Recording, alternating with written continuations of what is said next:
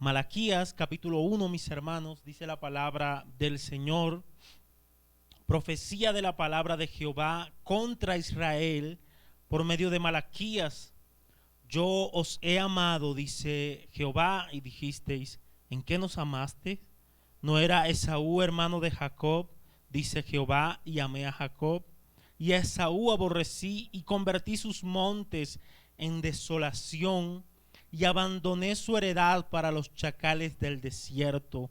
Cuando Edom dijere, nos hemos empobrecido, pero volveremos a edificar lo arruinado.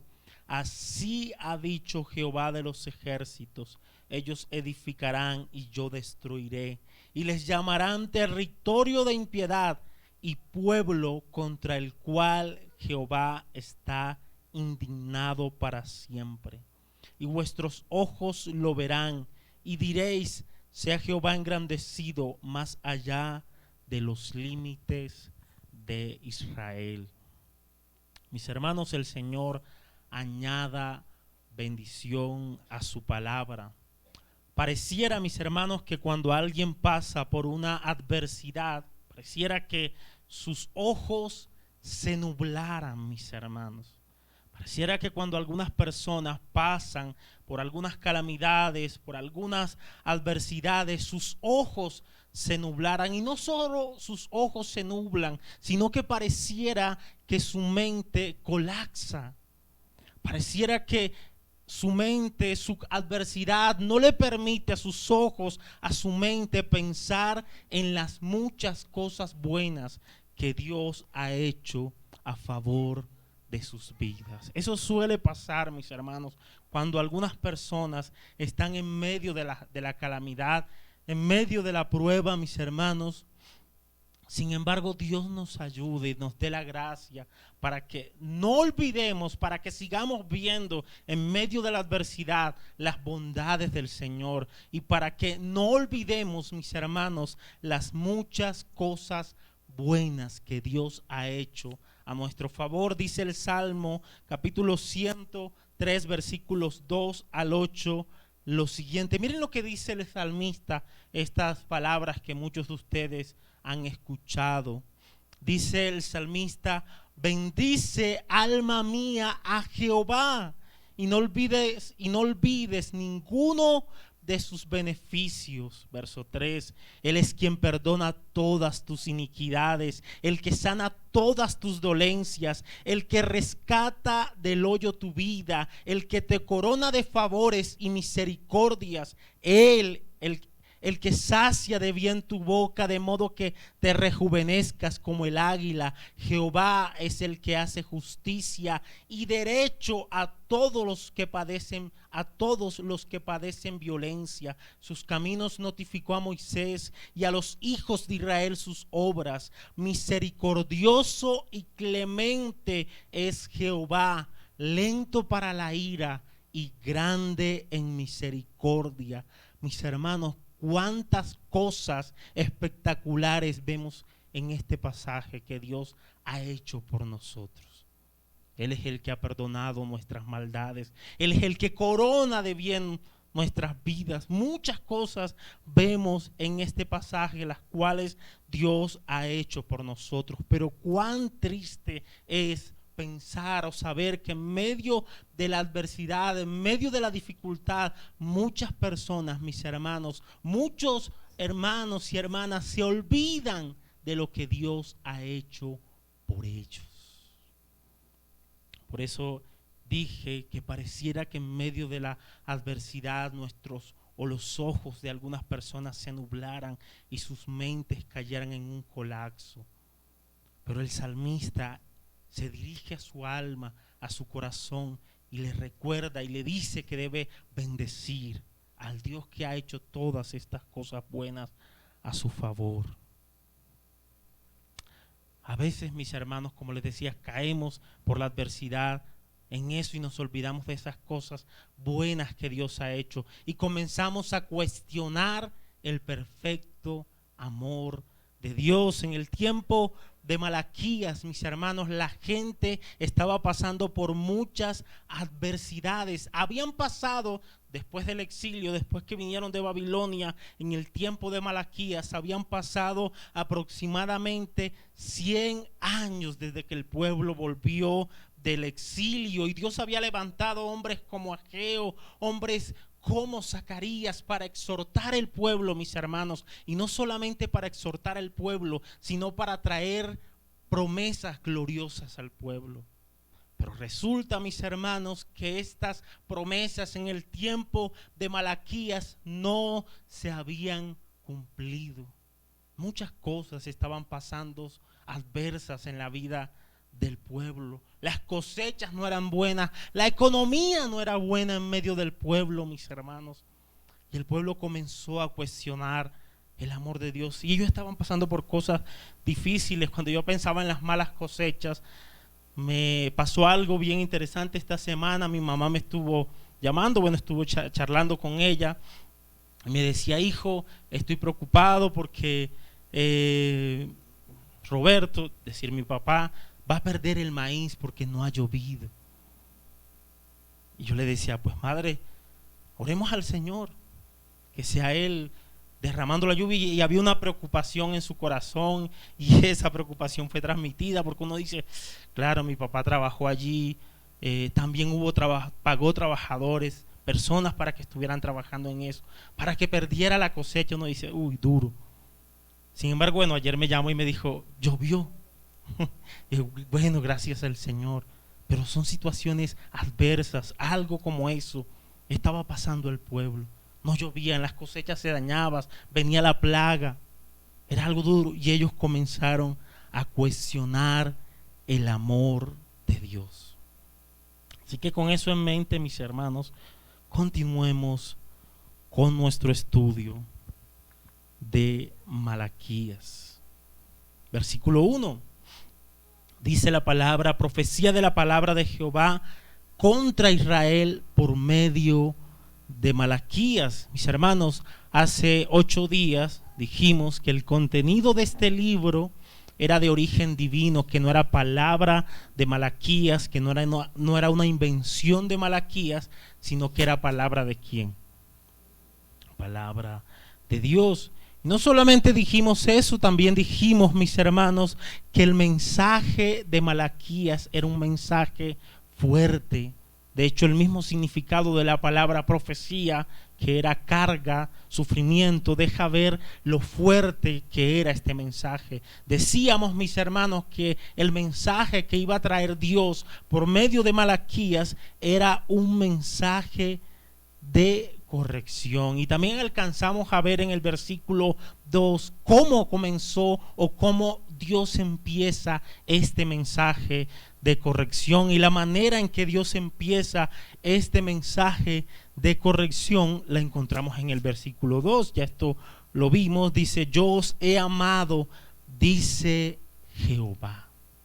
Mis hermanos, Dios comienza este mensaje de exhortación, este mensaje de corrección, diciéndole a su pueblo que lo ama, mis hermanos, que lo ama. Y mientras Dios daba esta declaración, el pueblo que estaba escuchando esto, mis hermanos, estaba dudando de la declaración de Dios, estaba cuestionando, mis hermanos, esta declaración. El pueblo no estaba convencido de lo que Dios estaba diciendo. El pueblo no estaba convencido de que Dios lo amara. En realidad el pueblo dudaba, mis hermanos, del amor de Dios. En realidad el pueblo estaba pensando que Dios no lo amaba.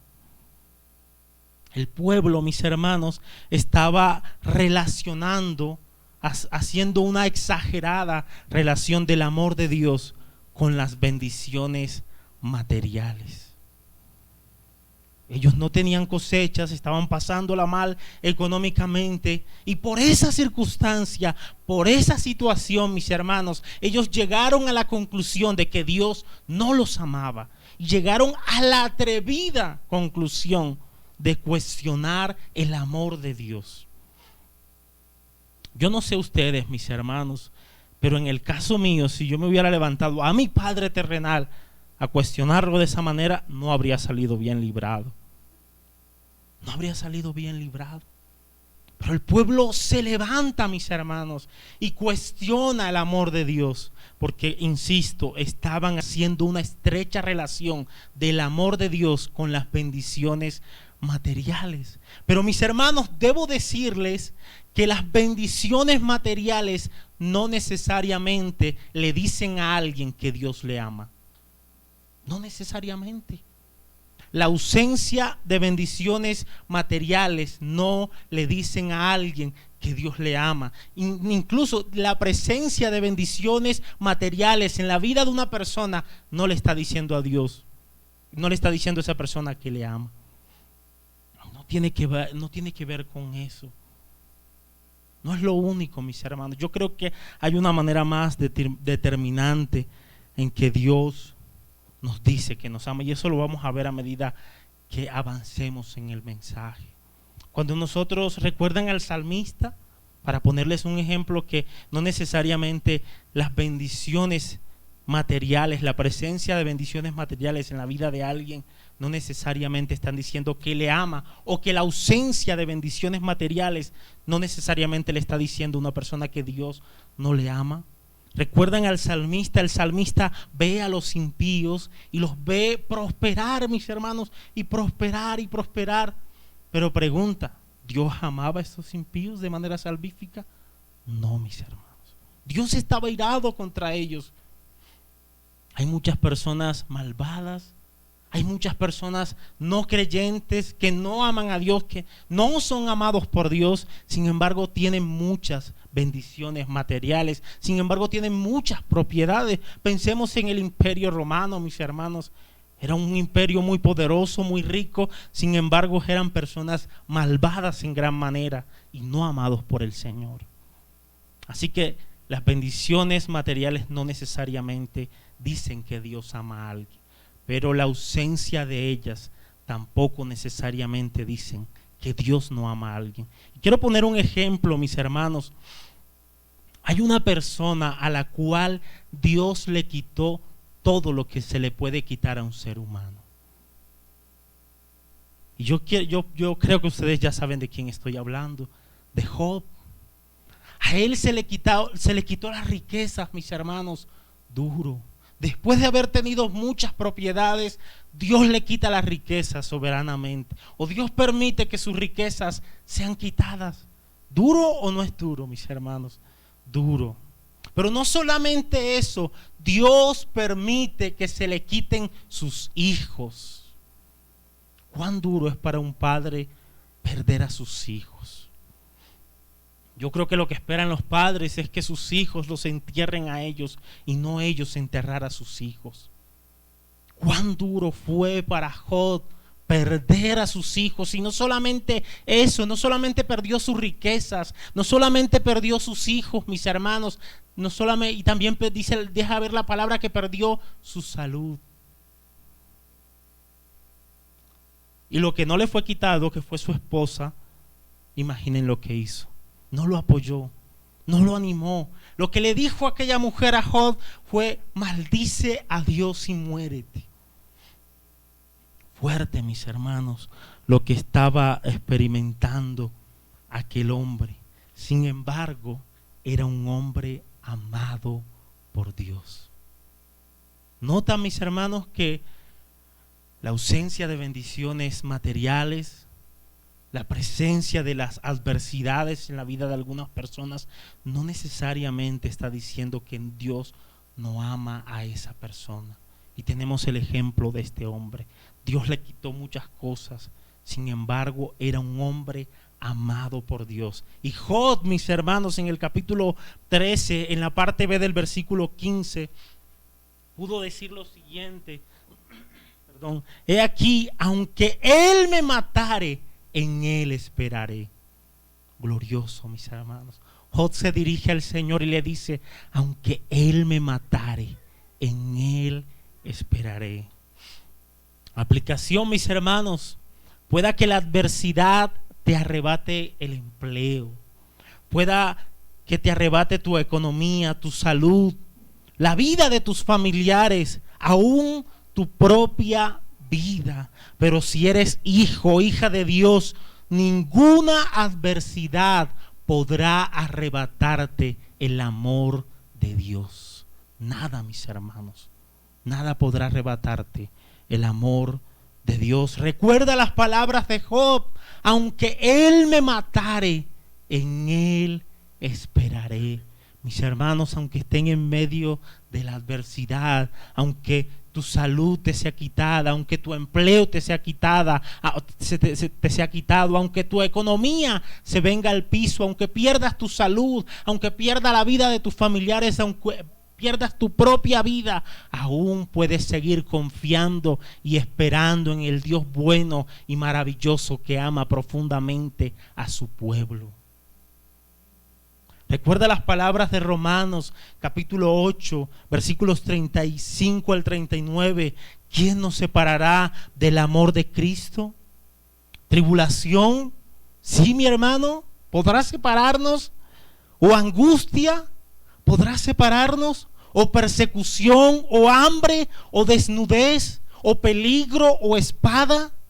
Como está escrito: por causa de ti somos muertos todo el tiempo, somos contados como ovejas de matadero. Antes, en todas estas cosas somos más que vencedores por medio de aquel que nos amó, por lo cual estoy seguro que ni la muerte, ni la vida, ni ángeles, ni principados, ni potestades, ni lo presente, ni lo porvenir, ni lo alto, ni lo profundo, ni ninguna cosa creada nos podrá separar del amor de Dios que es en Cristo Jesús, Señor nuestro. Ni tú, ni ninguno, mis hermanos, ni Satanás podrá separarnos del amor de Dios que es en Cristo Jesús, Señor nuestro. La muerte podrá separarte, mis hermanos, arrebatarte el amor de tu esposo, de tu esposa, de tus familiares, pero la muerte no podrá arrebatarte el amor de Dios, porque Dios te seguirá amando aún después de la muerte.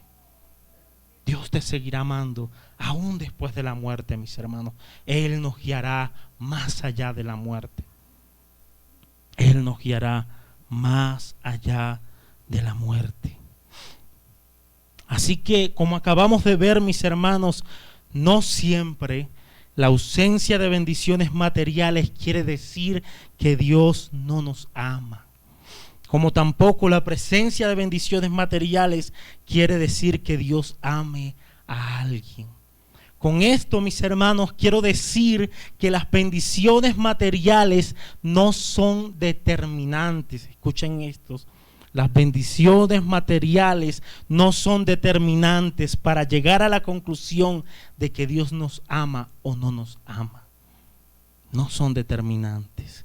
Pero hay algo que sí es determinante a la hora de Dios decirnos que sí nos ama. Y dentro de un momento, mis hermanos, lo vamos a ver. Pero quiero que sigamos meditando en el versículo 2. Dice el versículo 2: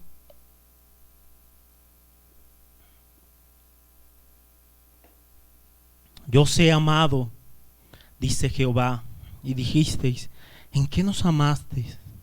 ¿No era Esaú hermano de Jacob? Dice Jehová, y amé a Jacob. Así que, mis hermanos, así que Dios le hace una declaración gloriosa al pueblo. Dios le dice al pueblo que lo ama, y el pueblo neciamente y pecaminosamente cuestiona el amor de Dios y dice atrevidamente: ¿en qué nos has amado? ¿Notan esa declaración, mis hermanos? La respuesta del pueblo es bastante fuerte. Quiero que estén allí en Malaquías, allí mismo, Malaquías capítulo 1, versículo 2. La respuesta del pueblo es bastante fuerte. Ellos cuestionan, mis hermanos, dudan del perfecto amor de Dios. Y ese cuestionamiento que el pueblo hace tiene mucho que ver, como ya lo hemos indicado, con la adversidad en la cual el pueblo estaba involucrado, metido. La puerta la adversidad había tocado la puerta del pueblo, mis hermanos. El pueblo estaba pasando por situaciones adversas, pero quiero aclarar, esta adversidad no era un permiso, no era una razón para que el pueblo cuestionara a Dios de manera pecaminosa. Porque esta manera en que el pueblo lo hace, mis hermanos, es una manera pecaminosa, es una manera grosera.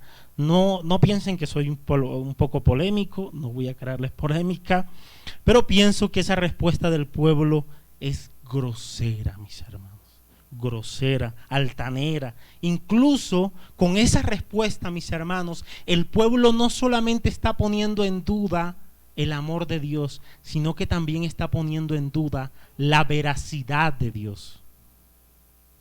¿Lo entienden, mis hermanos? No solamente está cuestionando el amor de Dios, está poniendo en duda la veracidad de Dios.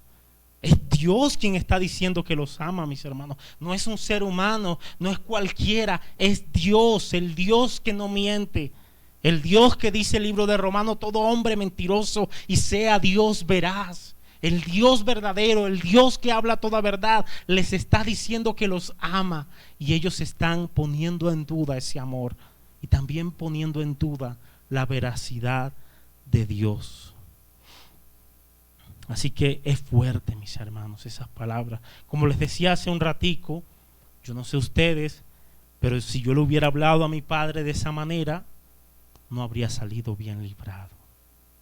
Gracias al Señor que nuestro Padre Celestial es infinitamente mejor que nuestros padres terrenales. Y no reacciona como ellos. Reacciona de manera diferente. Dios pudo haber fulminado al pueblo allí inmediatamente, pudo haberlo enviado al infierno, pero por su misericordia y por su amor no lo hizo. De hecho, mis hermanos, más adelante en el libro de Malaquías, Dios le dice al pueblo que Él es inmutable, que Él no cambia, que Él es misericordioso y que por esa razón ellos no habían sido consumidos. No porque no habían hecho méritos para no hacerlo, no porque merecieran estar en pie, no, mis hermanos, sino por la pura misericordia de Dios, por la pura bondad del Señor. Así que el Señor, mis hermanos, no es como nosotros, no es como nuestros padres, sino que le responde al pueblo de una manera bien amorosa y bien interesante. Noten la respuesta de Dios. Quiero que estén en este pensamiento. El pueblo, Dios le dice al pueblo que lo ama, el pueblo cuestiona ese amor y Dios responde esto: ¿no era Esaú hermano de Jacob? Dice Jehová, y amé a Jacob.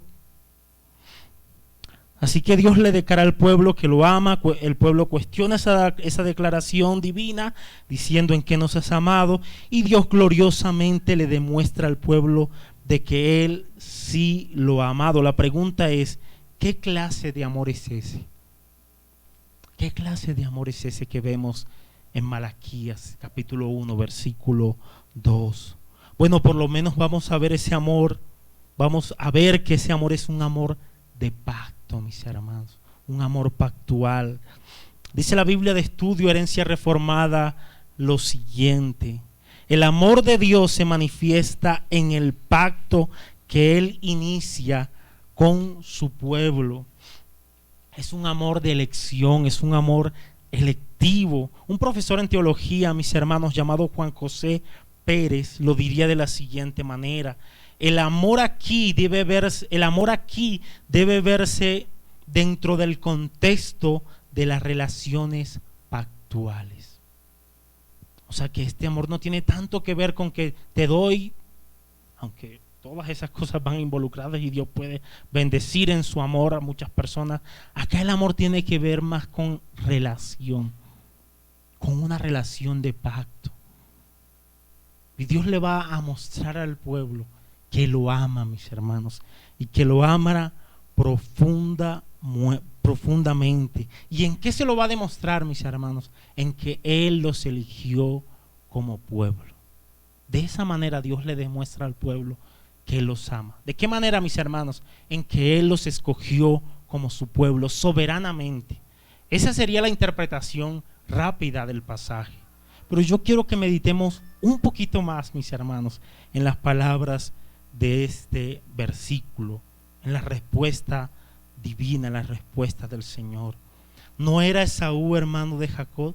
Esto es bien interesante, esta respuesta. Dice Jehová: y amé a Jacob. La pregunta es, mis hermanos, ¿qué tiene que ver Esaú y Jacob con que Dios ame al pueblo al que ministró Malaquías? ¿Qué tiene que ver Esaú con Jacob? Con que Dios ame a su pueblo. ¿Qué tiene que ver, mis hermanos? Yo diría que tiene mucho que ver, mis hermanos. Resulta que Esaú era hermano de Jacob. Eso fue muy difícil indagarlo en el texto. Es una broma, mis hermanos, eso es claro allí en el texto. Aunque yo espero que lo obvio del texto no haga que no veamos la profundidad de eso. Así que lo obvio que vemos en el verso es que Esaú era hermano ¿de quién? De Jacob. Es más, no solamente eran hermanos, mis hermanos, eran gemelos. Esaú y Jacob compartieron el mismo vientre. Esaú y Jacob eran hijos de la misma madre, Rebeca, ¿lo recuerdan? Eran hijos del mismo padre, Isaac. ¿Lo recuerdan, mis hermanos? Y yo quiero que vean algo bien interesante y quiero llevarlos por esta línea de pensamiento. En el caso de lo que está pasando con Esaú y Jacob, no es que Esaú era hijo de Jacob, de Isaac, y Jacob no era hijo de Isaac.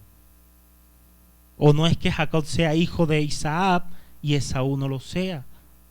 No está pasando eso. No es que esté pasando lo mismo que pasó ¿recuerdan la historia de Abraham y Sara? ¿Recuerdan a Isaac y a Ismael? No está pasando lo mismo. En el caso de Isaac, ¿era hijo de quién?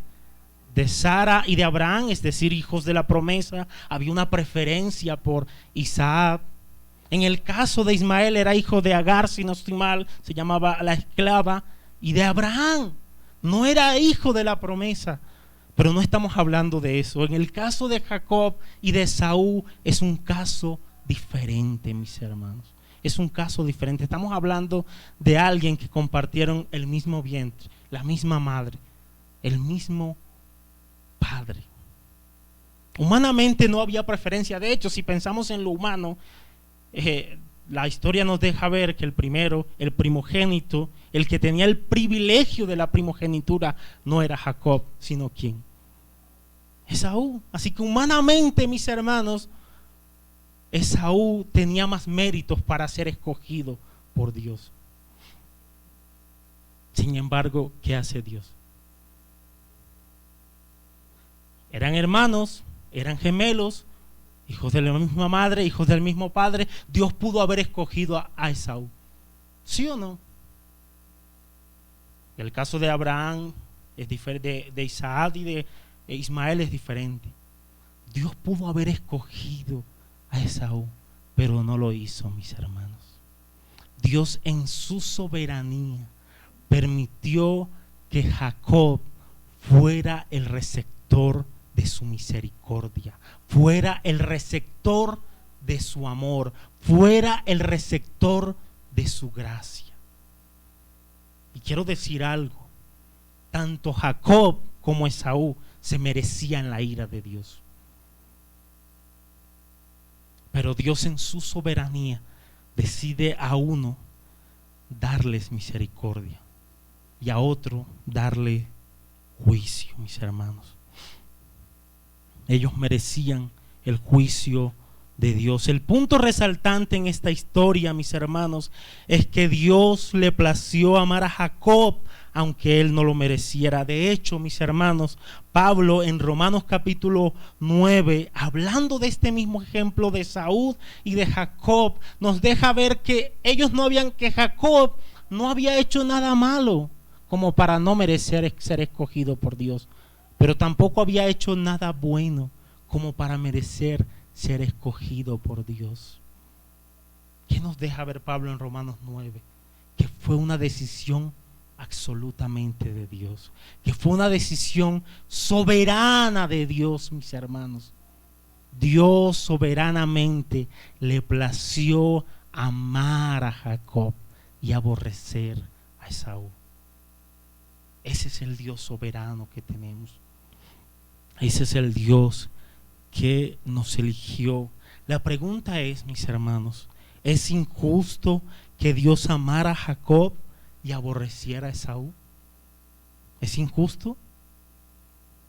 Pablo dice en Romanos 9 que él tiene misericordia del que él quiere. Sin embargo, vamos a dejar esa pregunta allí como quieta. A medida que avancemos, la vamos a responder. Otra pregunta: ¿qué tiene que ver esta historia de Esaú y Jacob con que Dios haya decidido amar a Jacob? ¿Qué tiene que ver esta historia de Esaú y de Jacob? ¿Qué tiene que ver esta historia de que Dios haya decidido amar a Jacob y no a Esaú con el pueblo que ministró a Malaquías? ¿Qué tiene que ver eso, mis hermanos? Porque estamos allí en Malaquías. Y más específicamente, ¿qué tiene que ver todo eso con que Dios sí ha llamado al pueblo al que ministró Malaquías? ¿Qué tiene que ver todo eso? Bueno, mis hermanos, resulta que el pueblo al que ministró Malaquías conocía muy bien esta historia de Jacob y de Esaú.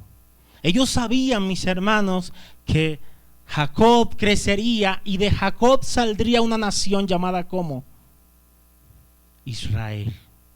Y ellos sabían que de Esaú, mis hermanos, saldría una nación, mis hermanos, llamada Edom. Y quiero que tengan pendiente que Dios decidió amar a Jacob y a Esaú decidió aborrecer, mis hermanos. Soberanamente Dios lo hizo. O sea que Dios no solamente amó a Jacob, sino que amó también a quienes, a su descendencia, a Israel. Dios decidió amar a Israel. Dios decidió amar a Israel de una manera soberana, de una manera poderosa. Dios decidió que Israel, no solamente Jacob, sino Israel que estaba en los lomos de Jacob, si se puede decir de esa manera, fuera el receptor de la gracia de Dios, fuera el receptor de la misericordia de Dios. John Piper lo expresa de una manera bien clara. Él dice lo siguiente. Él tiene en mente a Jacob y a Esaú, a los dos hermanos. Y miren lo que dice. Se dirige a Jacob en este comentario: basándome en lo que tú, Jacob y Esaú tenían en sí mismos, podría haber elegido a Esaú tanto como a ti. Dios había podido elegir a Esaú tanto como a quién, como a Jacob. Eran hermanos, eran gemelos, mismo padre, misma madre. ¿No es él tu hermano? ¿No eran gemelos? Dice John Piper. ¿No es él de hecho tu hermano mayor? Pero yo te elegí a ti, y lo pasé por alto, de modo que ante la pregunta de cómo Dios los había amado, la respuesta es sencilla. Dios había escogido a la descendencia de Jacob, es decir, a Israel, de una manera libre, soberana e incondicional. Así que esa historia de Esaú y de Jacob tiene mucho que ver con que Dios sí amara a su pueblo. Dios le demuestra a su pueblo que lo ama, mis hermanos. ¿Y de qué manera se lo demuestra? Escogiéndolos. Así que ya podemos volver a decir, mis hermanos, que las bendiciones materiales no son determinantes para decir que Dios ama o no ama a alguien, pero sí hay algo determinante con que Dios dice que sí ama a alguien, y eso determinante se llama la elección divina. Si Dios te eligió, es porque te ama y de una manera soberana. No es porque lo merezcas, no es porque Jacob lo mereciera. No había hecho nada, como dice Romanos 9. Es porque a Dios le plació soberanamente, mis hermanos, amarlos. Así que retomemos la idea, mis hermanos, la idea del verso 2. Dios le dice a su pueblo que los ama profundamente, que Él los ha amado. El pueblo cuestiona el amor de Dios diciendo: ¿en qué nos has amado? Dios, echando mano de la historia de Esaú y de Jacob, le dice al pueblo que Él realmente los ha amado, eligiéndolos como su pueblo. Dios le muestra su amor al pueblo en su elección soberana. ¿Quieren algo más, mis hermanos? ¿Quieren una casa para que Dios les diga que los ama? La manera más gloriosa y perfecta, mis hermanos, en que Dios puede decirle a alguien que lo ama, la manera determinante en que Dios le puede decir a alguien que lo ama, es por medio de su elección soberana. Dios le dijo al pueblo que lo amaba, y se lo dijo diciéndole que lo había elegido soberanamente como su pueblo. Es interesante, mis hermanos, volver a pensar en las palabras de Romanos 9. Quiero que cuando estén en sus casas puedan leer Romanos capítulo 9, ya que Pablo, mis hermanos, inspirado por el Espíritu Santo y hablando de la elección de Israel, nos cita la misma historia que está citada en Malaquías. La historia de Esaú y de quién, mis hermanos, y de Jacob. Y Pablo en Romanos 9, mis hermanos, él sienta su pensamiento hablando de la elección de Israel. Escuchen bien, ¿de qué está hablando Malaquías usando el ejemplo de Esaú y de Jacob? De la elección de Israel. ¿De qué habla Pablo en Romanos 9 hablando en Romanos 9? De la elección de Israel. Y hablando de la elección de Israel, mis hermanos, Pablo en Romanos 9 llega a la conclusión de que el verdadero Israel está compuesto por judíos y gentiles, es decir, la iglesia. Pablo llega a la conclusión que el Israel verdadero no es el Israel étnico, él es ¿cuál? El Israel espiritual, compuesto por judíos y gentiles, es decir, la iglesia. Y allí entramos nosotros, mis hermanos. Allí entramos tú y yo, mis hermanos, tú y yo. Glorioso, la manera gloriosa en que Dios puede decirnos que nos ama, mis hermanos, es diciéndonos que nos eligió para amarnos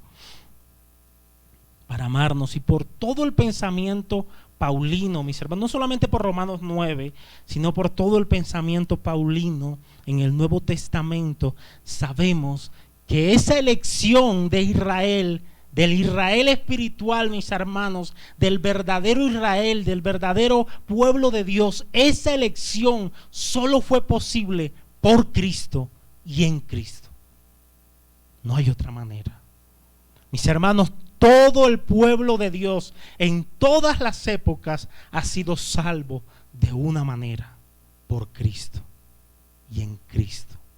No hay otro nombre bajo el cielo en el cual haya salvación. Hay un solo nombre en el cual hay salvación. Hay un solo mediador entre Dios y los hombres, y ese mediador se llama Jesucristo. La única manera en que tú y yo y el pueblo y todo el pueblo de Dios de todas las épocas fue elegido fue por Cristo, mis hermanos. Fue por Cristo. No hubo otra manera. Fue por la obra de Cristo en la cruz del Calvario. Tú y yo merecíamos la ira de Dios, pero Él recibió la ira del ofendido en la cruz del Calvario. Tú y yo merecíamos el infierno eterno, pero Cristo recibió el infierno eterno en la cruz del Calvario. Solo por Él, solo por Cristo es posible la elección del pueblo de Dios que estamos viendo en Malaquías, la cual también cita Pablo en Romanos capítulo 9. Solo por Cristo, mis hermanos, somos salvos. Solo en Cristo hay salvación. Aplicación. Mis hermanos, tú y yo éramos el objeto de la ira de Dios. Éramos sus enemigos. Pero por la bendita elección en Cristo fuimos hechos sus hijos y receptores de su gracia. Romanos capítulo 5 versículo 8 dice la palabra: mas Dios muestra su amor para con nosotros en que siendo aún pecadores, Cristo murió por nosotros. Aún pecadores, mis hermanos, siendo aún pecadores, Cristo murió por nosotros. Bendita elección. Alabado y glorificado sea nuestro Salvador. Qué gran Salvador tenemos, mis hermanos. Qué gran Salvador tenemos. Fuimos elegidos y solamente eso fue posible por Cristo y en Cristo. Quiero decirle a los no creyentes que Cristo murió por pecadores como tú y como yo. Por lo tanto, ven a Cristo en arrepentimiento y fe. No lo pienses más. No hay nada más glorioso y hermoso que estar en Cristo y tener una relación personal con Él. Si hay alguien que más adelante me escucha allí por la internet que no es creyente, si hay alguien acá que aún no es creyente, yo te invito a que te arrepientas de tu maldad, a que te vuelvas a Cristo en arrepentimiento y fe. No hay nada más hermoso que vivir para Cristo. No hay nada más hermoso que tener una relación personal con nuestro Salvador y Redentor Jesucristo. Amén, mis hermanos. Antes de continuar, hay una pregunta que está sin resolver. ¿Recuerdan cuál es? ¿Hay injusticia en Dios? ¿Dios fue injusto amando a Jacob y rechazando a Esaú? Esa pregunta está pendiente, mis hermanos. Bueno, Pablo en Romanos capítulo 9 nos deja claro, mis hermanos, que no hay injusticia, que no hay injusticia en Dios, y esto es algo bien ciertísimo, ya que Dios soberanamente decide darle a Jacob y a sus descendientes amor, y a Esaú y a sus descendientes lo rechaza. El punto es, mis hermanos, es que un grupo, Jacob, ¿qué recibió Jacob? La pregunta es: ¿hay injusticia en Dios? La respuesta de Pablo en Romanos 9 es: no hay. Ahora la pregunta que yo les hago a ustedes: ¿qué recibió Jacob? ¿Qué merecían Jacob y Esaú?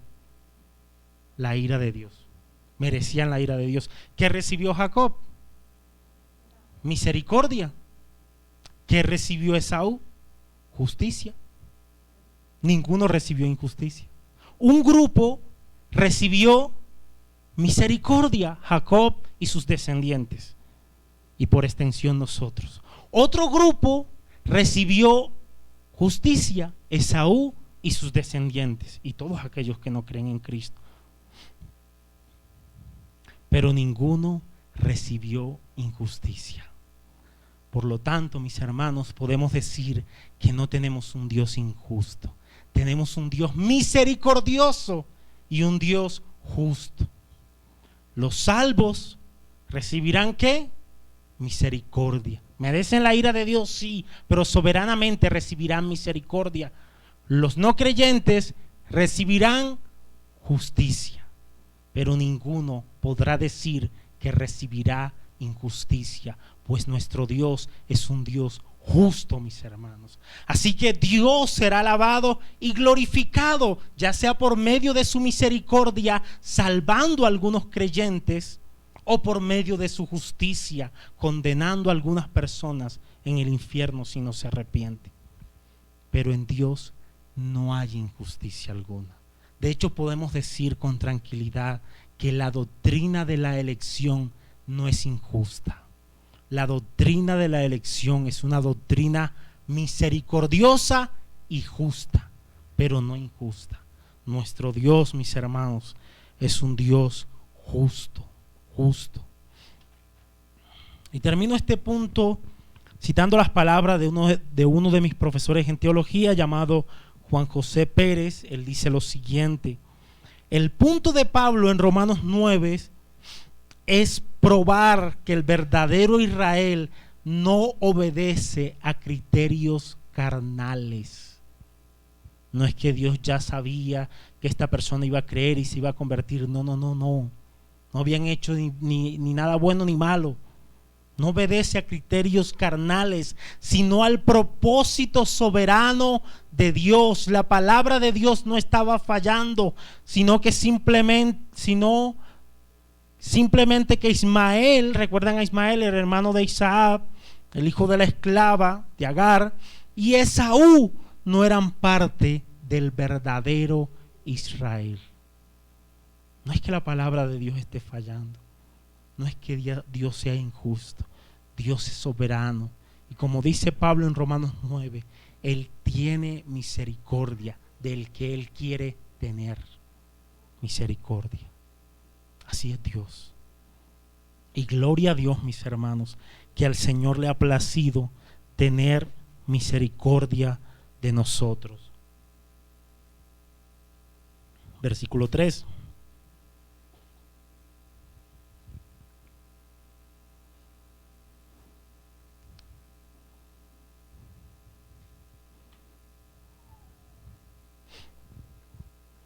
Versículo 3 dice la palabra: miren lo que dice: y Esaú aborrecí y convertí sus montes en desolación y abandoné su heredad para los chacales del desierto. En el verso anterior, mis hermanos, vimos que Dios le muestra su amor a Israel por medio de ¿qué? De su elección. Dios le está diciendo a su pueblo que lo ama por medio de su elección. Dios los había elegido soberana y graciosamente para amarlos y que fueran su pueblo. Y en esta elección, Dios le mostró su amor. Pero en este verso vamos a ver que Dios también le muestra su preservación. Así que hay dos maneras en que Dios le va a mostrar su amor a su pueblo. Primero, por medio de su elección. Segundo, por medio de su preservación. Mis hermanos, el pueblo de Israel había estado cautivo durante 70 años en Babilonia, aproximadamente. Y milagrosamente el pueblo no desapareció como nación. ¿No les parece sorprendente eso? Una nación, un imperio tan malvado como el babilónico, y que no haya desaparecido el pueblo. ¿Eso a qué se debe, mis hermanos? A la preservación soberana de Dios. Dios había decidido soberanamente preservar a su pueblo. Pero quiero que relacionemos el versículo 2 con el versículo 3, porque tienen mucha relación, mis hermanos. En el versículo 2, Dios dice que ama al pueblo. ¿Qué dice el pueblo? ¿En qué nos has amado? Dios le muestra a su pueblo que lo ha amado por medio de ¿qué? De la elección, desechando a Esaú y decidiendo amar a Jacob. Él echa mano de esa historia para decirle al pueblo que Él los había elegido, que Él los había amado. Y ya hemos dicho, mis hermanos, que en eso no hay injusticia alguna. Jacob y sus descendientes que recibieron misericordia. Esaú y sus descendientes que recibieron justicia. Ninguno recibió justicia. Pero lo interesante en todo esto, mis hermanos, es que de Jacob, ¿quién salió?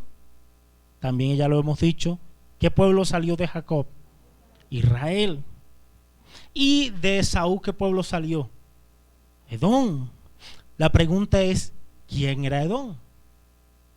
Quizás un hermano se levanta, una hermana, y dice: pues fácil, pastor, los descendientes de Esaú. Bueno, les cambio la pregunta. ¿Qué más se podría decir acerca de Edom? Bueno, mis hermanos, la Biblia nos deja ver que Edom era una nación enemiga ¿de quién? De Israel. De hecho, hay una historia bien interesante y se las cuento rápidamente. Hay un momento en que el pueblo de Israel sale rumbo hacia la tierra prometida, y para ellos no dar un vuelto grande para poder entrar a la tierra prometida, ellos quieren pasar por el pueblo de Edom para poder llegar más rápido a la tierra prometida. Así que envían mensajeros a la tierra de Edom, a hablar con las personas de Edom, a que amablemente le permitan pasar por allí. De hecho, ellos dicen, no nos vamos a quedar, simplemente pasamos y ya. No iban a gastar algo de la tierra, no iban a hacer, iban a pasar. ¿Y saben qué dicen los edomitas? Que no. No le dan el permiso para que el pueblo pase. En fin, mis hermanos, la nación de Edom fue una nación enemiga de Israel. Pero ¿qué más podríamos decir acerca de Edom? Bueno, resulta, mis hermanos, que Jacob y sus descendientes, Israel, cayeron bajo el imperio babilónico y fueron exiliados en Babilonia. Pero no solamente Israel fue exiliado en Babilonia, Edom también fue exiliado en Babilonia. Y eso lo pueden encontrar, no lo vamos a leer, pero lo pueden encontrar en Jeremías capítulo 27, versículos 2 al 8. Y ahí Jeremías deja ver que Edom cayó bajo los babilónicos. Pero quiero insistir en esta idea. No solamente Israel fue exiliado en Babilonia, sino que también los edomitas. Pero resulta, mis hermanos, noten el amor de Dios y la preservación de Dios en esto.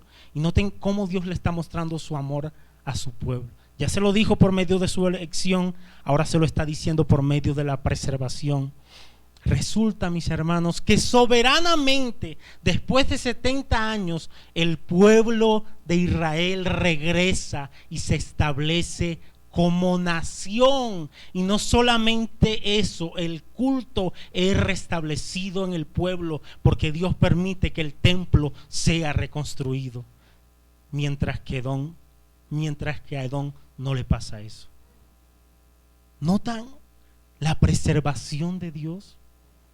¿Notan el cuidado especial de Dios? ¿Notan que aún se sigue viendo que Dios eligió a Jacob y desechó a Esaú y a sus descendientes?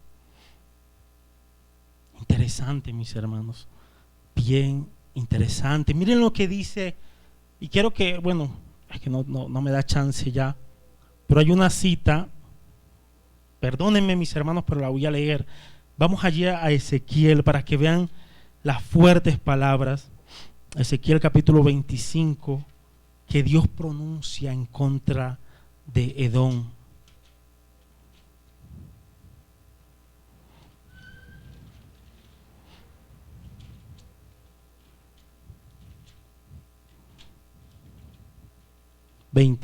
Versículos 12 al 14. Dice la palabra del Señor,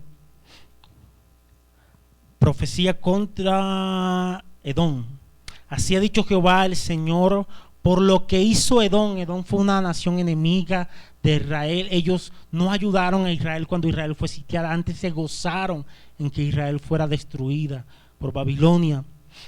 Así ha dicho Jehová el Señor, por lo que hizo Edom, tomando venganza de la casa de Judá, pues delinquieron en extremo y se vengaron de ellos. Por tanto, así ha dicho Jehová el Señor, yo también extenderé mi mano sobre Edom y cortaré de ella hombres y bestias y la asolaré desde Temán hasta Dedán, caerán a espada, y pondré mi venganza contra Edom en manos de mi pueblo Israel, y harán en Edom según mi enojo y conforme a mi ira, y conocerán mi venganza, dice Jehová el Señor.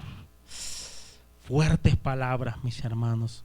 Volvamos rápidamente a Malaquías. Fuertes palabras en contra de de Edom. Así que mientras que Israel fue preservado y volvió a su tierra y se estableció como nación, Edom estaba recibiendo justicia y juicio de Dios. Dice: y Esaú aborrecí y convertí sus montes en desolación y abandoné su heredad para los chacales del desierto. Cuando Edom dijere: no nos hemos empobrecido, pero volveremos a edificar lo arruinado, así ha dicho Jehová de los ejércitos: ellos edificarán y yo destruiré. Mis hermanos, Dios estaba determinado en había determinado traer juicio sobre Edom, sobre los enemigos de Israel, pero había determinado bendecir a su pueblo, preservar a su pueblo. Ellos edificarán y yo destruiré, y les llamarán territorio de impiedad y pueblo contra el cual Jehová está indignado ¿por cuánto tiempo? Para siempre. Fuerte esas palabras, mis hermanos. Dice un comentarista de nombre William lo siguiente: Dios demuestra su amor por Israel al castigar a Edom. Edom no solo había acudido en el exilio de Jerusalén, Edom no solo no había acudido en auxilio de Jerusalén cuando la ciudad fue sitiada por los babilonios en 1586 a.C., sino que en realidad se había gozado en su caída. Como resultado, durante el periodo posexílico, Edom se convirtió en un símbolo viviente de la crueldad y la deslealtad. Maduró para la destrucción. Por tanto, la expulsión de los edomitas de su antiguo territorio del monte Seir por los árabes nabateos era vista como un acto de venganza divina por su conducta antifraternal e inhumana. Ignoramos la fecha de este acontecimiento, pero al parecer era bastante reciente como para que en el momento de escribirse estas palabras estuvieran todavía frescas en la memoria de los judíos. Los edomitas consideraban la calamidad consideraban la calamidad que había caído sobre ellos como algo meramente transitorio y trataban de restablecerse en su territorio original, pero Malaquías declara que su ruina es permanente. Ellos edificarán y yo destruiré, y les llamarán territorio de impiedad, pueblo contra el cual Jehová está indignado para siempre. Fuertes palabras, mis hermanos, fuertes palabras. Versículo 5 y terminamos: vuestros ojos lo verán y diréis: sea Jehová engrandecido más allá de los límites de Israel. Dios sería alabado por su misericordia para con Israel, pero también por su justicia para con los edomitas. Dios sería alabado y exaltado por su misericordia y por su justicia, y al final será así. Dios será alabado por su misericordia para con su pueblo, pero también por su justicia para con aquellos que no se han vuelto a Cristo. Conclusión, mis hermanos, comunidad cristiana Redención, queridos hermanos en Cristo, Dios los ama profundamente y se los demuestra de dos maneras. Primero, por su elección soberana, decidió hacer de ustedes, de nosotros, el objeto de su amor y los receptores de las bendiciones en Cristo. Él soberanamente te eligió en Cristo, y por Cristo nada podrá arrebatarte ese amor que es en Cristo Jesús, Señor nuestro. Segunda manera en que Dios te muestra que te ama: preservándote. Dios sostendrá a sus elegidos. Dios preservará a su iglesia. Dios te sostendrá, mi hermano y hermana, hasta el día que tu corazón deje de latir o hasta el día que venga Cristo por nosotros. No se te olvide, Filipenses 1:6, aquel que empezó la buena obra la perfeccionará hasta el día de Jesucristo. Padre, gracias por tu palabra en esta mañana. Te adoramos y te bendecimos, Señor, dándote toda gloria y toda honra. Bendice a tu pueblo, Señor, en Cristo Jesús. Amén.